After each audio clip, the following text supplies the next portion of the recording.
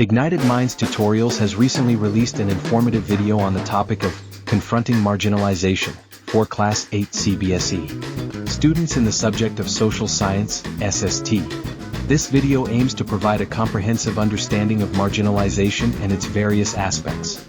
The video starts by defining marginalization as the process where certain individuals or groups are pushed to the margins or outskirts of society, leading to their exclusion and deprivation of opportunities. IT highlights the importance of addressing this issue and promoting inclusivity in order to build a more harmonious and equitable society.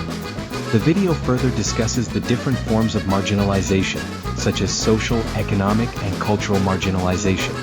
It explores how these factors can affect individuals and communities, leading to discrimination, prejudice, and unequal treatment.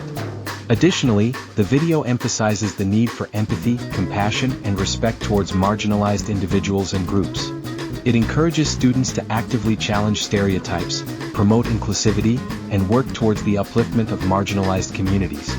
Furthermore, the video sheds light on the role of education in combating marginalization. It highlights the importance of providing equal opportunities and access to quality education for all, as it can serve as a powerful tool for social change and empowerment.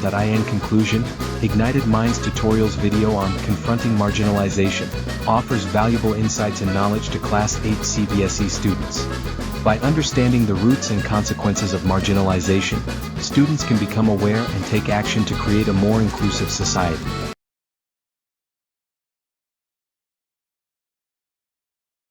Okay, Bachawadi, we have seen what is marginalization. ठीक है, marginalization होता क्या है कि हम किसी जैसे हम इसमें क्या कहते हैं पेपर में मार्जिन ड्रॉ करते हैं.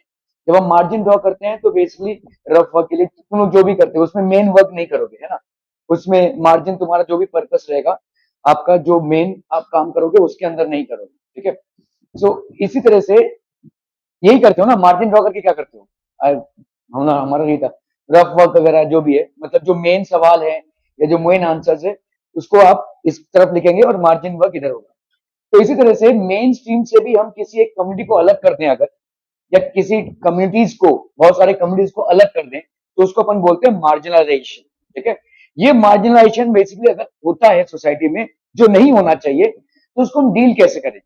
कॉन्स्टिट्यूशन ने लॉज बना दिए हैं, कॉन्स्टिट्यूशन ने प्रिंसिपल्स बना दिए हैं, लेकिन क्या उसका एकदम सही लेवल पे इंप्लीमेंटेशन हो रहा है. So the answer is no. ठीक है, क्योंकि इंप्लीमेंटेशन करेगा कौन, पॉलिटिकल लीडर्स, ब्यूरोक्रेसी, ये सब इंप्लीमेंटेशन करेंगे. लेकिन इंप्लीमेंटेशन अगर नहीं हो रहा होगा तो क्या होगा, लोगों को कोर्ट में अपील करना है, लोगों को पुलिस स्टेशन जाना है, क्या लोग जा रहे हैं. ठीक है, ये सारी तमाम चीजें मैटर करती हैं. तो इसको अपन बोलते हैं कन्फ्रंटिंग मार्जिनलाइजेशन. तो कन्फ्रंटिंग मतलब फेस करना. ठीक है, मार्जिनलाइजेशन को फेस करना. Okay, so in the previous chapter we read about two different groups and their experiences of inequality and discrimination. To powerless, such groups have fought, protested and struggled against being excluded or dominated by the others. ठीक है, तो एक religious minority होती है और एक caste wise minority होती है. मार्जिनाइजेशन सिर्फ रिलीजियस वाइज नहीं होती है, आपके कास्ट बेस पे भी मार्जिनाइज, जिनकी अल्पसंख्यक लोग. ठीक है, ये अल्पसंख्यक लोगों का ज्यादा करके जैसे आप देखोगे ना, कहीं दो लोगों में लड़ाई हो रही है, ये बोला रुको मैं इसको बुलाता हूँ, मैं उसको बुलाता हूँ. ये बुलाने का मतलब क्या है, लड़ लो ना भाई साहब, हाथापाई करना हाथापाई कर लो, वर्बली लड़ना है लड़ लो. लेकिन ये बुलाने का मतलब क्या है, तुम अपनी तादाद दिखा रहे हो, है ना. तुम कितने लोग तुम्हारे साथ है ये दिखा रहे हो, तुम्हारे साथ कितनी भीड़ है ये दिखा रहे हो. तुम्हारे साथ जब भीड़ आती है तो तुमको कॉन्फिडेंस मिल जाता है. ठीक है, more and more people are supporting you, whatever whether your cause is right or wrong, but if you have a backup of people then you get that confidence. ठीक है, तो ये सारी चीजें हो जाती हैं भाई साहब. एक मिनट.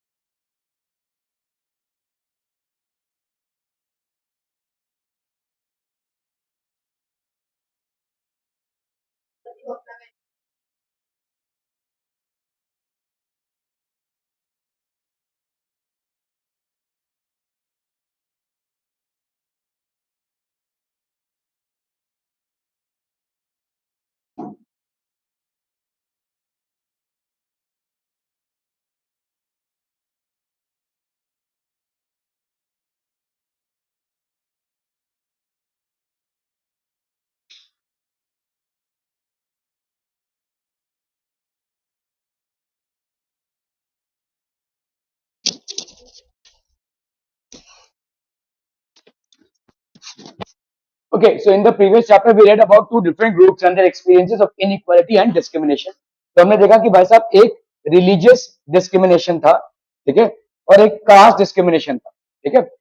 टू पावरलेस, दो पावरलेस, ये ग्रुप्स क्या है भाई साहब, आपके पावरलेस हैं. Such groups have fought, protested and struggled being excluded और डोमिनेटेड बाय अदर्स, ठीक है. तो ये लोगों ने भाई साहब फॉट किया है, ठीक है. Such group have fought, protested and struggled against being excluded और dominated by the others. They have attempted to overcome their situation by adopting a range of strategies in their long history. तो अलग अलग तरीके से इन्होंने वैसा strategies बनाई है, कैसे सरवाइव करना है, कैसे मतलब आगे बढ़ना है, क्योंकि इनको लगता है कि इनको मेन स्ट्रीम से कोई सपोर्ट नहीं मिला है, ठीक है. these groups, whatsoever have been their reasons for exclusion from the mainstream, they have always felt that they have not received the adequate amount of support from the mainstream. So they have strategized their own ways to basically go ahead. Religious solace, देखिए कभी कभी religious सॉलेज मतलब ठीक है हम अपने आप में ही भाई साहब अपना रिलीजियस एक्टिविटीज कर लेंगे. आर्म स्ट्रगल, कभी कभी इन लोग आर्म्स उठा लेते हैं, कभी कभी इन लोग मतलब वायलेंस पे आ जाते हैं. ठीक है. Self improvement and education, economic uplift, there appears to be no one way of doing things. ठीक है. तो self improvement in education, self improvement in education, अलग अलग तरीकों से अपने आप को मेन स्ट्रीम में ऊपर लाने की कोशिश कर रहे हैं. ठीक है. Economic uplift, there appears to be no one way of doing things, कोई एक तरीका नहीं है काम करने का. ठीक है. तो देखो यहाँ पे रिलीजियस सॉलेस मतलब सब अपना अपना धर्म अपने अपने हिसाब से मान लो. ठीक है. कभी कभी आर्म स्ट्रगल, ठीक है, self improvement and education, economic uplift, there appears to be no way of doing things. तो मतलब इस मार्जिनलाइजेशन से निकलने के लिए अलग अलग लोगों ने अलग अलग तौर तरीके अपनाए हैं, क्योंकि इनको सोसाइटी का बैकअप नहीं मिला है, या जो स्ट्रक्चर है, सिस्टम है सोसाइटी का, उससे उनको कोई सपोर्ट नहीं मिला है.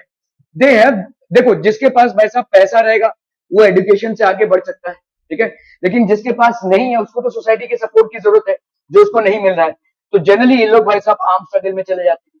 ठीक है. हथियार उठा लेते हैं. ठीक है. सो अलग अलग लोगों ने अलग अलग, ठीक है, इकोनॉमिक अपलिफ्ट, कभी कभी धंधा करके इकोनॉमिक अपलिफ्टमेंट होती है. ठीक है. सो ये सारी चीजें, ठीक है, in all these cases the choice of struggle. तो स्ट्रगल क्यों है? स्ट्रगल बेसिकली इसलिए है क्योंकि सोसाइटी में इक्वालिटी नहीं है. ठीक है. There is no equality in society, there is marginalisation और partiality in society, because of which there is a struggle. ठीक है. In all cases, the choice of struggle has depended on circumstances that the marginalized find themselves in. ठीक है. The choice of struggle भाई साहब किस पे depend करता है? On the circumstances that marginalized find themselves in. ठीक है. In this chapter, we will read about some of the ways in which groups and individuals challenge existing inequalities. तो हम यहाँ पे पढ़ेंगे कि भाई साहब कैसे groups and individuals challenge existing inequalities, कैसे चैलेंज करते हैं एग्जिस्टिंग इनइक्वालिटीज को. ठीक है. Adivasis, Dalits, Muslims, women, and other marginal groups argue that simply by being citizens of a democratic country, तो आदिवासी हो गए, दलित्स हो गए, मुस्लिम्स हो गए, वुमेन हो गए, ठीक है, दे argue they possess equal rights that must be respected. तो इनको भाई साहब इक्वल राइट्स हैं और ये राइट्स को रिस्पेक्ट होना जरूरी है, चाहे आदिवासी हो, दलित्स हो, मुस्लिम्स हो, वुमेन हो. ठीक है. Adivasis, Dalits, Muslims, and women and other marginal groups argue that simply by being citizens of a democratic country, they possess equal rights that must be respected. तो ये बोलते हैं कि भाई साहब हम भी एक डेमोक्रेटिक सेटअप का प्रोसेस का हिस्सा हैं, तो हमारे राइट्स भी रिस्पेक्ट होने चाहिए. ठीक है. We should be respected for our rights. Many among them look upon up to the constitution to address their concerns. ठीक है. In this chapter we will see why the constitution of India is something that marginalised groups invoke in the course of their struggles. तो invoke मतलब क्या होता है? दुहाई देना. ठीक है. अगर मार्जिनलाइज ग्रुप है तो वो नहीं होना चाहिए, तो वो कॉन्स्टिट्यूशन ऑफ इंडिया की दुहाई लगाता है. दुहाई मतलब कॉन्स्टिट्यूशन ऑफ इंडिया को साथ में लेकर चलता है कि भाई कॉन्स्टिट्यूशन में ऐसा है कि हमारे साथ मार्जिनलाइजेशन नहीं होना चाहिए, हमारे साथ पार्शियलिटी नहीं होनी चाहिए, हमारे साथ नाइंसाफी नहीं होनी चाहिए. ठीक है. इन्वोक मतलब दुहाई लगाना. समझ में आ रहा है? ठीक है. जैसे तुम अगर बोलोगे कि भाई मैंने अगर तुमको कोई टेस्ट दिया और एक जो चैप्टर तुमको नहीं पढ़ाया गया था उसका टेस्ट दे दिया, तुम बोलोगे ना कि भाई ये चैप्टर तो पढ़ाया नहीं है, आपने टेस्ट दे दिया, है ना. तो या मतलब यू नो, सो ये चैप्टर अगर नहीं हुआ है और मैंने टेस्ट दे दिया, देन यू विल से. तो इसी तरह से इनके साथ जब नाइंसाफी होती है तो ये भी बोलेंगे कॉन्स्टिट्यूशन में तो ऐसा नहीं बोला है, तो इसको बोलते हैं इन्वोकिंग द कॉन्स्टिट्यूशन. ठीक है. As part of this, we will look at how rights are translated into laws to protect groups from continued exploitation. तो ऐसे ग्रुप्स जिनका कंटिन्यूअस एक्सप्लॉयटेशन हो रहा है, जिनके ऊपर शोषण हो रहा है क्योंकि उनकी तादाद कम है, तो उनके राइट्स को कैसे प्रोटेक्ट करते हैं. ठीक है. So these are basically rights. And we will also look at the government's efforts to formulate policies to promote the access of these groups to development. Okay, invoking fundamental rights. The Constitution, as you have learned in the first chapter of this book, okay, lays down the principles that make our society and polity democratic. ठीक है. तो constitution करता क्या है? हमारे society को भाई साहब और पॉलिटी को डेमोक्रेटिक बनाता है, ठीक है, डेमोक्रेटिक बनाता है. Any kind of political organization, they are defined in and through the list of fundamental rights that are an important part of the constitution. These are basically an important part of the constitution. Okay? These rights are available to all Indians equally. As far as marginalized are concerned, they have drawn on these rights in two ways. Okay? By insisting on their fundamental rights, they have forced the government to recognize the injustice done to them. ठीक है, तो इन्होंने भाई साहब जितने भी marginalise communities हैं उन्होंने बोला कि भाई हमारा फंडामेंटल राइट्स है ये, ठीक है. They have force the government to recognise the injustice done to them. उनको जो इंजस्टिस हुआ है उस पर उन्होंने फोर्स किया हुआ है, ठीक है. क्या they have insisted that the government enforce this laws. तो गवर्नमेंट को ये लॉज इंप्लीमेंट करना चाहिए. In some instances the struggles of marginalised have influenced the government to frame new laws in keeping with the spirit of fundamental rights. Article 17 of the Constitution says that untouchability has been abolished. कोई भी अगर untouchability अभी भी practice कर रहा है तो उसके अगेंस्ट में आप पुलिस केस कर सकते हैं. लेट्स से आप किसी के घर गए, आपने पानी मांगा, तो पानी वो अगर ऐसे दे रहा है या प्लास्टिक के कप में ऐसे आप छुए ना, ठीक है, ऐसे अगर कर रहा है, ठीक है, अगर भाई साहब आप बैठे हुए हैं और मैं छू गया, अभी मेरे को गंगा नहाना पड़ेगा, ऐसा अगर मैं करूं, ठीक है, देन इट इज अनटचेबिलिटी. या आप अनटचेबिलिटी प्रैक्टिस कर रहे हैं, ठीक है, और इसके लिए आपको जेल तक हो सकती है. अगर किसी ने बोल दिया कि this person was expressing untouchability for me, तो that person can be jail, ठीक है. तो ये ऐसी चीजें हैं. मतलब समझ लीजिए कोई लोअर कास्ट के इंसान, समझ लो मैं लोअर कास्ट का हूं और मैं यहाँ पे बैठा हूँ, जैसे मैं यहाँ से उठ गया, आप उसको भाई साहब गंगा जल से साफ कर रहे हैं उस सीट को, ऐसा भी अगर इस तरीके की हरकतें आप कर रहे हैं तो then that is called untouchability practice कर रहे हैं आप, ठीक है. You are basically practising untouchability and practicing untouchability by any forms and means, if it is reported to the police, you can be arrested. आप अरेस्ट हो सकते हैं, ठीक है, क्लियर है. So Article 17 of the Constitution states that untouchability has been abolished. इसको भाई साहब बैन किया गया है. What this means is that no one can henceforth prevent Dalits from the term Dalit. ये Dalit basically term होता क्या है?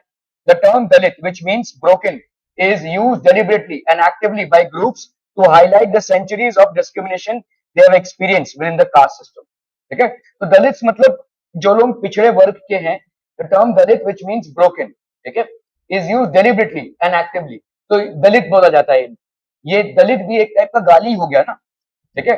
आप दलित किसी को अगर बोल रहे हैं तो आप उसको गाली तो दे रहे हैं, क्योंकि दलित मतलब क्या होता है? ब्रोकन, टूटा हुआ इंसान, ठीक है. is used deliberately and actively by groups, ठीक है. तो हायर कास्ट के लोग भाई साहब जबरदस्ती का इस वर्ड को यूज करके जो लोअर कास्ट हैं उनके ऊपर अत्याचार करते हैं.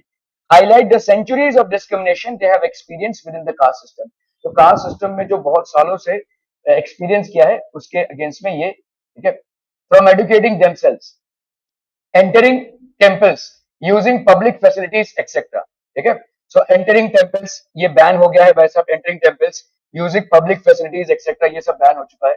It also means that it is wrong to practice untouchability and that this practice will not be tolerated by a democratic government. ऐसा देखो, अगर किसी ने पानी मांगा तो उसको वैसे ऐसे पानी पिलाते हैं, पाइप से पानी पिलाएंगे, ऐसे उससे पी लो, ठीक है. हम तुमको कोई ग्लास नहीं देंगे, उस ग्लास को धोएगा कौन? हम नीची जात के हो जाएंगे. इस तरह की जो मानसिकता या प्रैक्टिस है, that is become illegal. It also means that it is wrong to practice untouchability and that this practice will not be tolerated by any democratic government. किसी भी democratic government को ये tolerated नहीं होगा. In fact, untouchability is a punishable crime now. कोई भी अगर ये करता है और आपने उसके अगेंस्ट में रिपोर्ट कर दिया, पुलिस फटाक से उसको अरेस्ट करेगी, ठीक है. This is a punishable crime by law, ठीक है. There are other sections in the Constitution that help to strengthen the argument against untouchability. For example, Article 15 of the Constitution notes that no citizen of India shall be discriminated against on the basis of religion, race, sex or place of birth. ठीक है, तो religion, race, caste, sex or place of birth. You have learned a lot about this in your class 7 textbook in the chapter on equality. Invoking fundamental rights. This has been used by Dalits to seek equality, but it has been denied to them. Therefore, Dalits can invoke or draw a fundamental right in situations wherever they feel that they have been treated badly by some individual or community or even by the government. Invoke करना मतलब क्या होता है कि ये fundamental right हमारा violet हुआ है, ठीक है, ये सूचित करना, ये कोर्ट में अपील करना, ठीक है, दैट इज कॉल्ड इन्वोकिंग। तो कोई भी कर सकता है ऐसा, ठीक है। तो ट्रीटमेंट अगर बैडली हुआ है, किसी इंडिविजुअल ने उनके साथ फंडामेंटल राइट का उल्लंघन किया है, किसी कम्युनिटी ने उनके फंडामेंटल राइट का उल्लंघन किया है, या गवर्नमेंट ने ही उनके फंडामेंटल राइट का उल्लंघन अगर किया है तो, ठीक है। So this is basically they can invoke, they can actually invoke.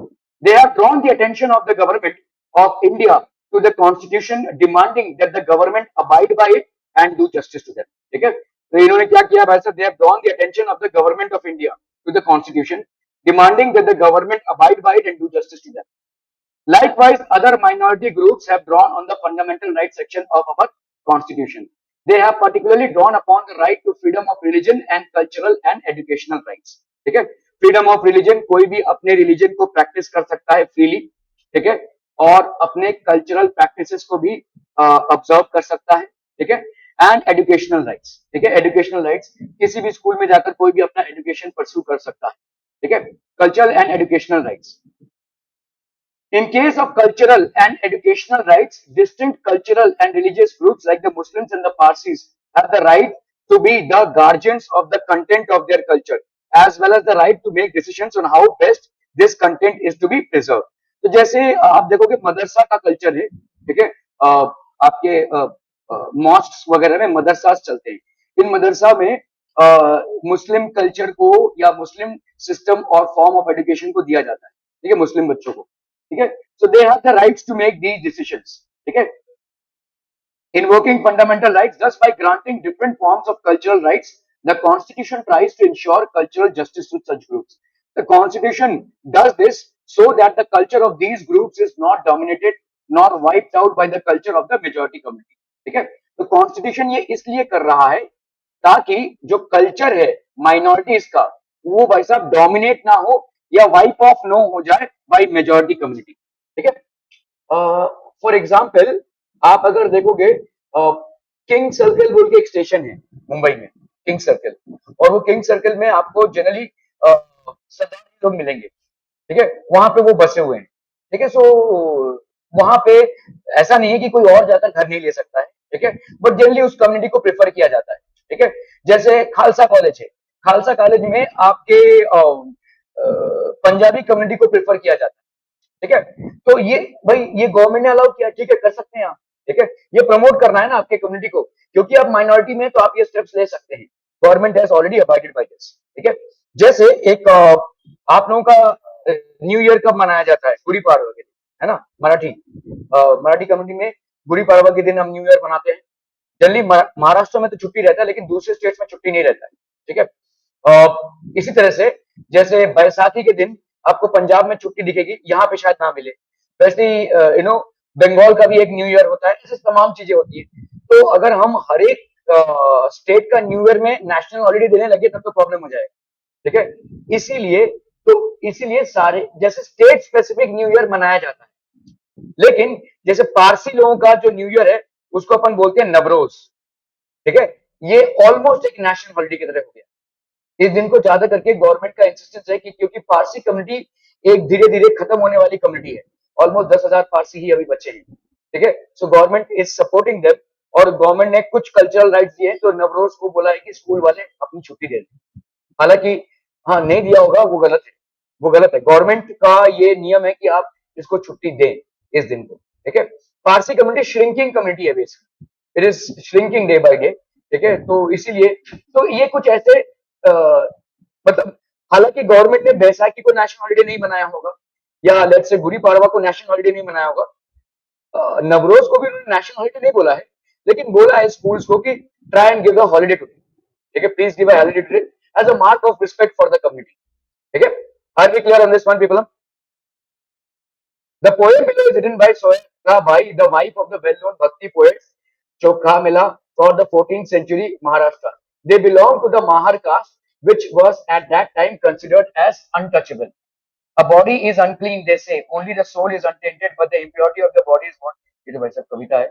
Sohra Bai is questioning the idea of purity and arguing that since every human is born in the same manner, there is nothing that makes one body less और more pure than the other. तो ये purity की क्या बात हो गई कि एक ऊपरी वर्ग का इंसान प्योर होगा और एक नीचे वर्ग का इंसान जिसको कास्ट डिस्टिंक्शन में नीचे रखा गया है वो प्योर नहीं होगा।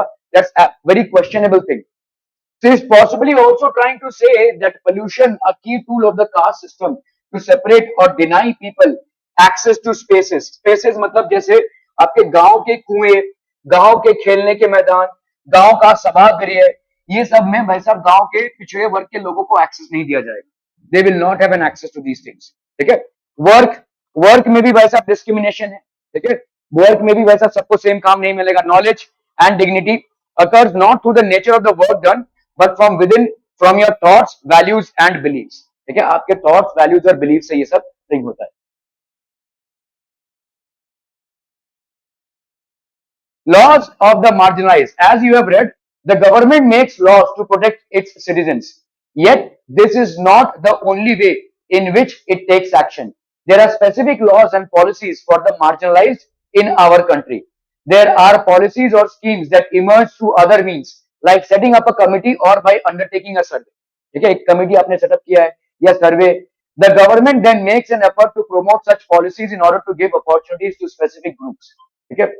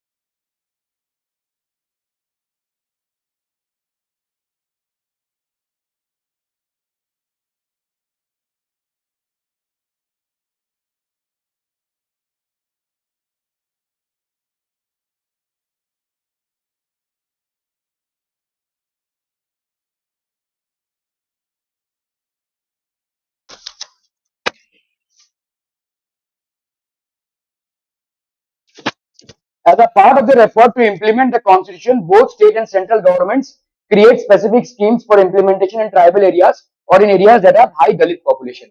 तो अगेन जहां पे ट्राइबल एरियाज हैं या दलित पॉपुलेशन ज्यादा है वहां पे गवर्नमेंट ने काफी सारे स्कीम्स क्रिएट किए हैं ताकि इन लोगों को उठाकर मेन स्ट्रीम में डाला जाए। ठीक है? They can be placed into the main stream, otherwise in पे शोषण होता रहेगा। For example, the government provides for free or subsidized hotels for students of Dalit and Adivasi communities so that they can avail of education facilities that may not be available in their localities, ताकि भाई साहब इनको मिले। ठीक है? तो ये सब फ्री हॉस्टल वगैरह प्रोवाइड करते हैं। In addition to providing certain facilities, the government also operates through laws to ensure that concrete steps are taken to end inequality. Inequity नहीं होगा, यहाँ पे इनइक्वालिटी होगा। ठीक है? टू एंड इनइक्वालिटी, अलग अलग तरीके से गवर्नमेंट इस इनइक्वालिटी को खत्म करने की कोशिश कर रही है। ठीक है? One such law policy is the reservation policy that today is both significant and highly contentious। ठीक है? contentious मतलब डिबेटेबल है। डिबेटेबल इसलिए है क्योंकि हायर कम्युनिटी के लोग बोल रहे हैं कि ये गलत है कि रिजर्वेशन किया हुआ है लोअर कम्युनिटी के लोगों के लिए या लोअर कास्ट के लिए या शेड्यूल कास्ट और शेड्यूल ट्राइब के लिए रिजर्वेशन किया हुआ है। और शेड्यूल कास्ट और शेड्यूल ट्राइब बोल रहे हैं कि इतने सालों से हमारे पर अत्याचार हुआ है तो हम अचानक से मेन स्ट्रीम में नहीं आ सकते जब तक हमको कोई उठाए ना। ठीक है? देखो कैसा है कि दोनों बातें तार्किक हैं। ठीक है? जैसे समझो कि अगर हम बोल रहे हैं कि भाई साहब जो भी परसेंटेज रखा है गवर्नमेंट ने, ठीक है, 27% सीट्स गवर्नमेंट कॉलेजेस में, गवर्नमेंट जॉब्स में, ये सब शेड्यूल कास्ट और शेड्यूल ट्राइब्स के लिए लगभग क्या हो गए हैं, फिक्स हो गए हैं। ठीक है? तो अभी मेरिट में क्या हो रहा है? ठीक है?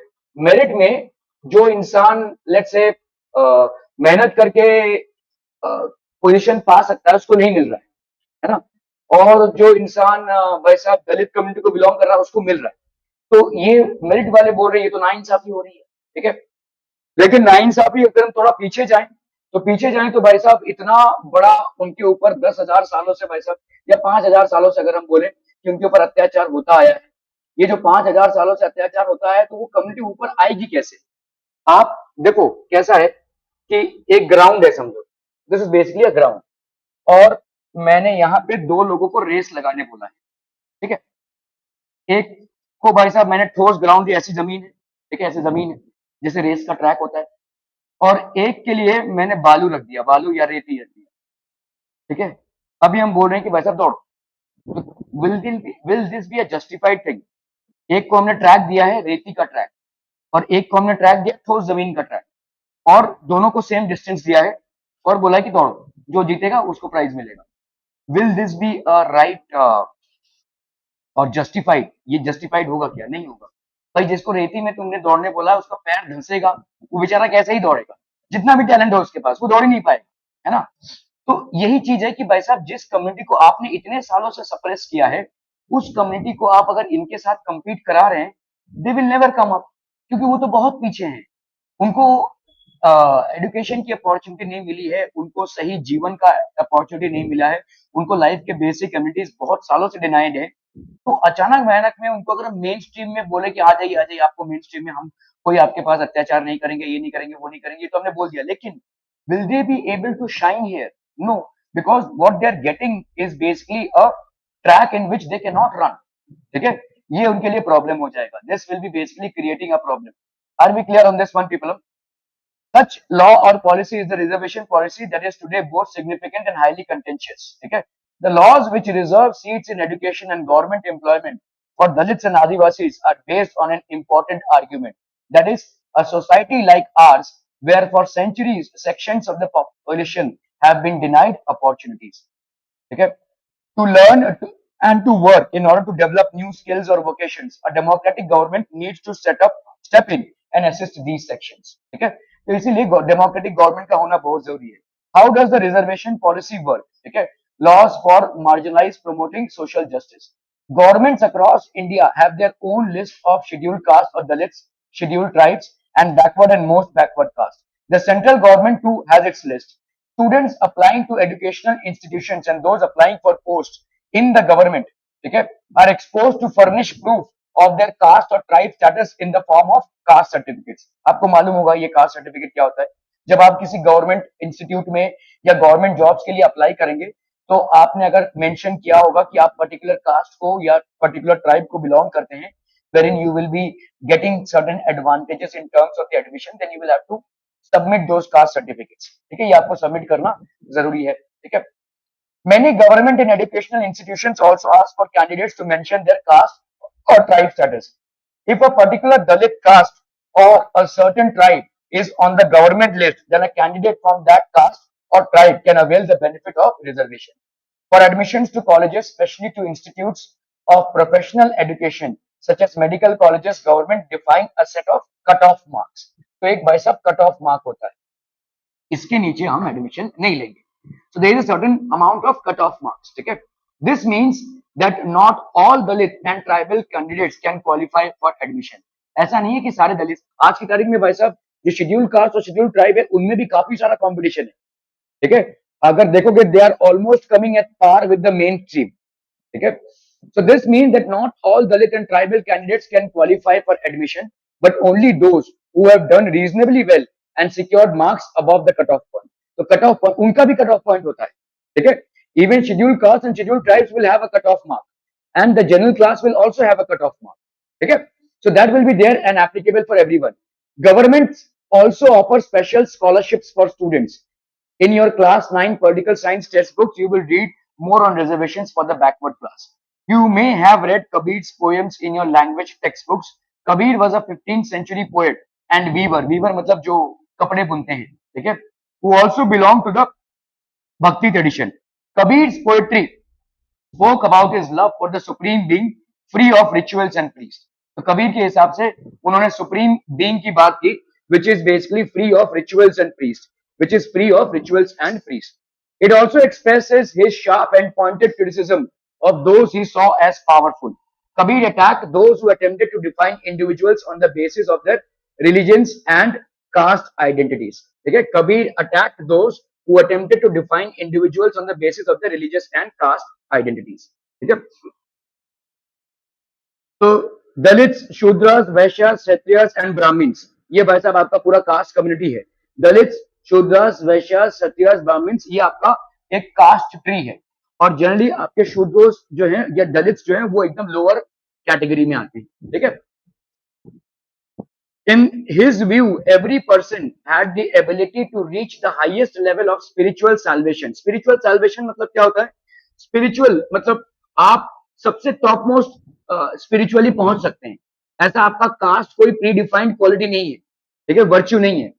And deep knowledge with in themselves through their own experience. His poetry brings out the powerful idea of the equality of all human beings and their labor. In fact, Kabir पहले थे जिन्होंने कास्ट सिस्टम को openly challenge किया था, और इसके लिए उनको कभी बहुत लोगों ने मारा भी, गालियां भी दी। ठीक है, उनका बहुत प्रतिवाद ही हुआ, लेकिन उनका कुछ असर नहीं होता था। He used to speak freely. ठीक है, तो मतलब उनके लिए कोई ऐसा ऐसे बहुत सारे कबीर के किस्से हैं जहां पे उन्होंने कास्ट को पूरा पूरा डिफाई किया हुआ है। बोला कि अगर आपको परमात्मा से ही जुड़ना है, जो सबके अंदर है, उसके लिए कास्ट क्यों चाहिए? ठीक है, why are we so distant about caste? ठीक है, सो ये सारे चीजें थी। He writes about valuing the work of the ordinary potter, the weaver, and the woman carrying the water pot. Labor, that is, his poetry becomes the basis of understanding the entire universe. ठीक है, मेरे हिसाब से, और ये मेरा व्यक्तित्व है, मतलब व्यक्तिगत ओपिनियन है, if there is ever an intelligent person who was born in India, it was Sant Kabir. इनसे ज्यादा इंटेलिजेंट मेरे को और कोई लगा ही नहीं है, क्योंकि मैंने इनके जो वर्क्स है उनको बहुत क्लोजली पढ़ा है, और इनके ऊपर जो चर्चा है उसको भी बहुत ज्यादा सुना भी है। I don't think anybody as intelligent as he was ever born, although he was an illiterate person. ये पढ़े लिखे नहीं थे, लेकिन इनकी जो सोच थी, इनके इनके इस ये जिस युग में जीते थे उससे कई युग आगे थी।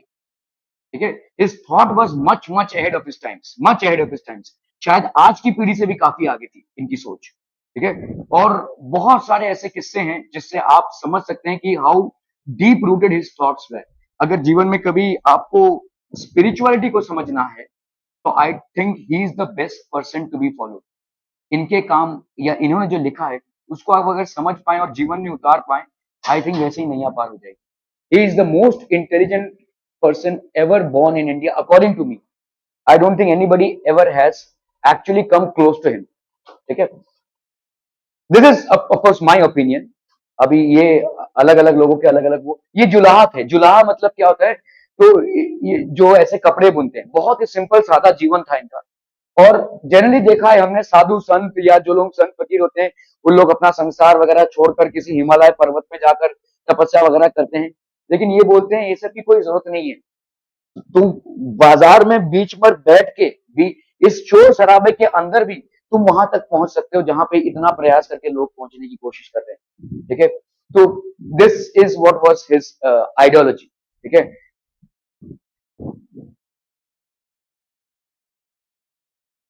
his direct courageous challenge inspired many, and even today Kabir's poetry is sung and appreciated by Dalits, marginalized groups, and those critical of social hierarchies in UP, Rajasthan, Punjab, Madhya Pradesh, Bengal, Bihar and Gujarat.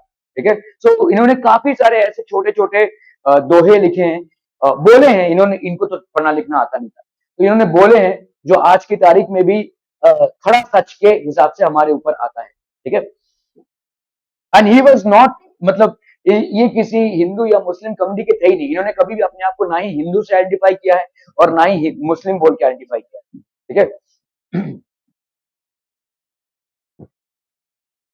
so protecting the rights of Dalits and Adivasis, in addition to policies, our country also has specific laws that guard against the discrimination and exploitation of marginalized communities. Okay, marginalized communities. Let us read about the following case study adapted from a real life account to understand how Dalits use the protection. Okay, how Dalits use the protection that laws provide. The villagers of Jakmalgur are gearing up for a big festival. Once in 5 years, the local deity is honored and priests from 20 neighborhoods in villages come for this 5-day event. तो भाई साहब 20 लोग आते हैं यहाँ पे. The ceremony begins with a member of the Dalit community washing the feet of all the priests. तो दलित community का एक मेंबर आएगा और ये सारे पुजारियों के पैर धोएगा वो. ठीक है. This is the ceremony. ठीक है. Washing the feet of all the priests and then the bathing of the water used for this. और जिस पानी से उसने सबके पैर धुए उससे वो खुद स्नान करेगा. ठीक है. That is the process. In Jakmalgur, the person who performed this task belonged to the Rantnam family. His father and grandfather had both performed the same task before him, though they were never allowed to enter the temple. हालांकि इनकी temple में entry नहीं थी, लेकिन ये काम हर साल, हर बार, हर festival में इनको करना पड़ता था. ठीक है. This ritual was, though they were never allowed to enter the temple, this ritual was viewed as a great honor bestowed on them on this special occasion. तो इनके ऊपर ऑनर है, मतलब इनके ऊपर चलो इनको चरण धोने का मौका मिल रहा है, ऐसा करके इसको ग्लोरीफाई किया जाता था. जिन लोगों को मंदिर में एंट्री नहीं मिलेगी कभी भी, उनको चरण धोने का मौका मिल रहा है. ठीक है. और ऐसा डिस्क्रिमिनेशन सिर्फ इंडिया में ही नहीं है, ऐसा डिस्क्रिमिनेशन भाई साहब सारे देशों में हुआ है. बाहर आपका डिस्क्रिमिनेशन स्किन कलर पे है, फॉरेन कंट्रीज में ज्यादा करके. यहाँ पे डिस्क्रिमिनेशन रिलीजन और कास्ट पे है, ज्यादा करके कास्ट पे है. ठीक है. एक छोटी सी कहानी है कि एक निग्रो ऐसे ही बाजार से जा रहा था. तो पहले के जमाने में ना निग्रोज को चर्चेस में अलाउड नहीं था, जब वहां पे रेशियल डिस्क्रिमिनेशन था. तो चर्च के जो फादर है वो वैसे गार्डन में मिले, तो निग्रो ने जाकर पूछा, father I want to enter the church. तो उन्होंने बोला why. Because I want to meet up with God. तुमको टाइम ही दिखना है ना. I want to meet up with God. ठीक है. I want to see who is. तो फादर ने बोला तुम पहले शांत हो जाओ. ठीक है. पहले थोड़ा अपने ही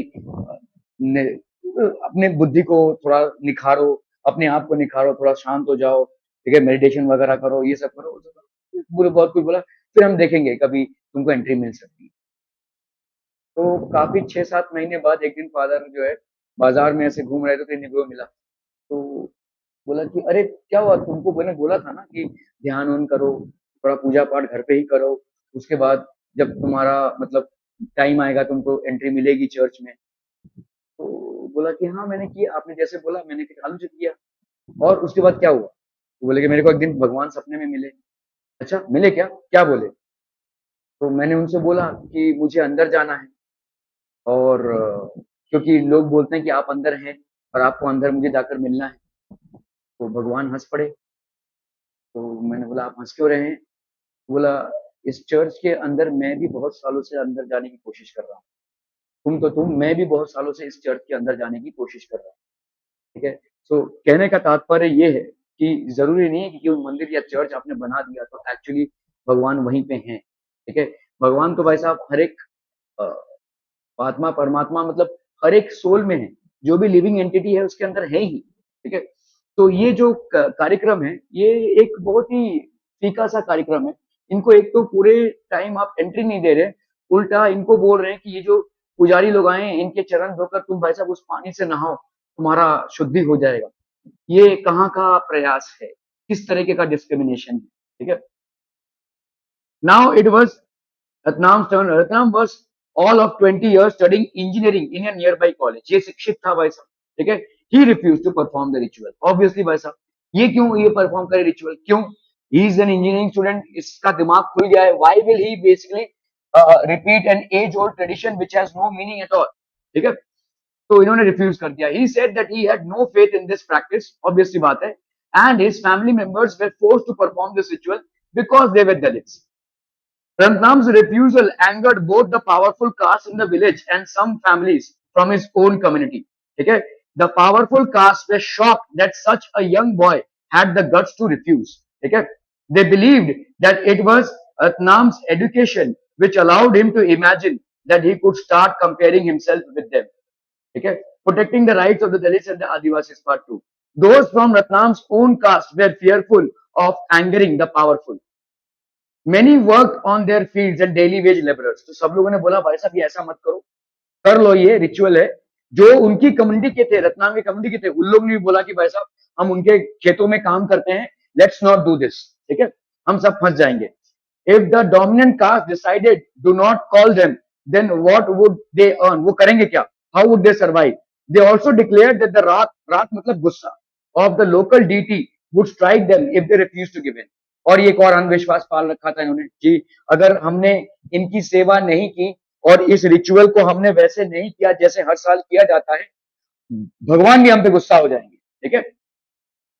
Ratnam argued that given that not a single Dalit had ever entered the temple, how could the deity be angry with them?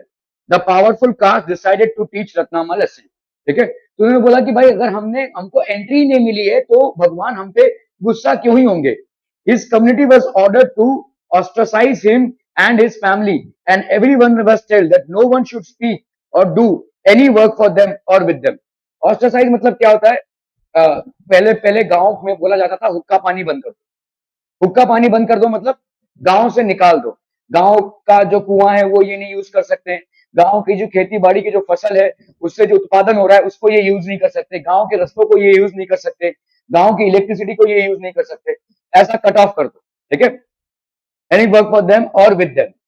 One night, some men entered their part of the village and set his hut on fire. Ratnam के हट को आग लगा दी. He managed to escape with his mother. ठीक है. Ratnam then went to file a case in the local police station under the Scheduled Caste and Scheduled Tribes Prevention of Atrocities Act in 1989. Other Dalit families still did not come out in support as they were scared that a similar fate might await them if they spoke. तो सब लोग भाई साहब घबराए हुए थे. The case was picked up by the local media that led to many journalists visiting the village.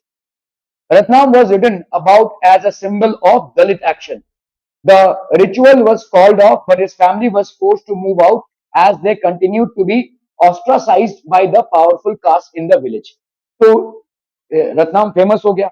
और लेकिन एक चीज हो गई कि भाई साहब वो रिचुअल तो बंद हो गया लेकिन इनको भाई साहब गांव छोड़ के जाना पड़ा. ठीक है. So protecting the rights of Dalits and Adivasis, the Scheduled Caste and Scheduled Tribes Prevention of Atrocities Act, it was established in 1989.